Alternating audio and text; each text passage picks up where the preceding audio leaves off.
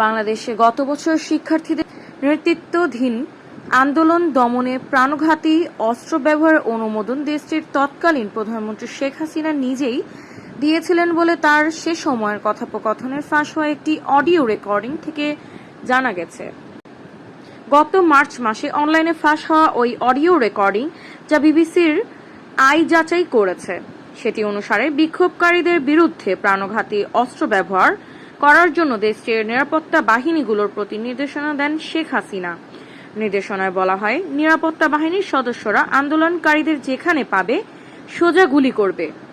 অজ্ঞাত একজন ঊর্ধ্বতন সরকারি কর্মকর্তার সঙ্গে শেখ হাসিনার কথোপকথনের ফাঁস হওয়া অডিওটি এখন পর্যন্ত সবচেয়ে গুরুত্বপূর্ণ প্রমাণ যে তিনি সরকার বিরোধী বিক্ষোভকারীদের গুলি করার জন্য সরাসরি নির্দেশনা দিয়েছিলেন।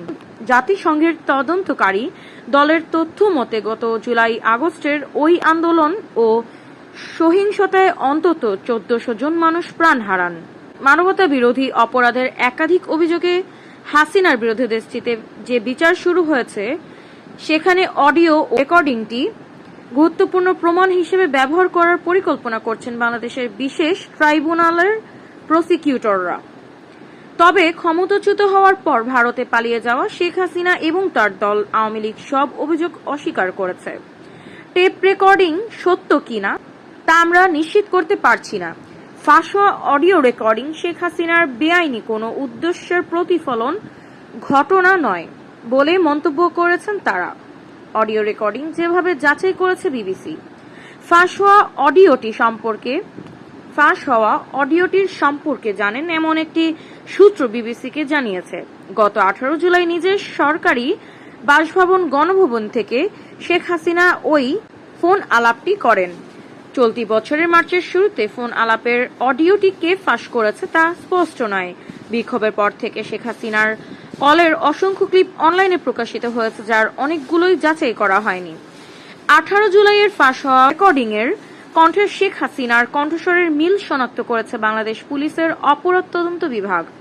বিবিসি আলাদাভাবে ইয়ারশটের অডিও ফরেনসিক এক্সপার্টদের দিয়ে এই রেকর্ডিং এর সত্যতা যাচাই করেছে এবং তারা এটিতে এডিট করার বা কোনো রকম পরিবর্তন করার কোনো প্রমাণ পাননি।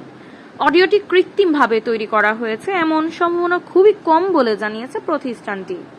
ইয়ারশটের বিশেষজ্ঞরা রেকর্ডিং জুড়ে ইলেকট্রনিক ফ্রিকোয়েন্সি বা ইএনএফ শনাক্ত করেছে, যে ফ্রিকোয়েন্সি অন্য একটি ডিভাইস থেকে অডিও রেকর্ডিং এর ক্ষেত্রে প্রায় উপস্থিত থাকে।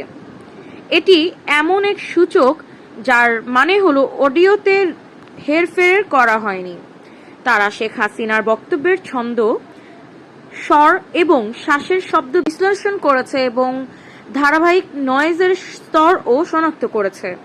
অডিওতে কৃত্রিম কোনো পরিবর্তন আনার প্রমাণও খুঁজে পায়নি। ব্রিটিশ আন্তর্জাতিক মানবাধিকার আইনজীবী টবি ক্যাডম্যান বিবিসিকে বলেছেন, রেকর্ডিংগুলো তার শেখ হাসিনার ভূমিকা প্রমাণের জন্য অত্যন্ত গুরুত্বপূর্ণ। এগুলো স্পষ্ট এবং সঠিকভাবে প্রমাণিত হয়েছে এবং অন্যান্য প্রমাণ দ্বারা সমর্থিত। তিনি বাংলাদেশের আন্তর্জাতিক অপরাধ ট্রাইব্যুনালের আইসিটি পরামর্শক হিসেবে কাজ করেছেন, যেখানে শেখ হাসিনা সহ অন্যদের বিরুদ্ধে হামলা চলছে। আইসিটি মোট 203 জনকে অভিযুক্ত করেছে, যার মধ্যে 73 জন গ্রেফতার হয়েছেন।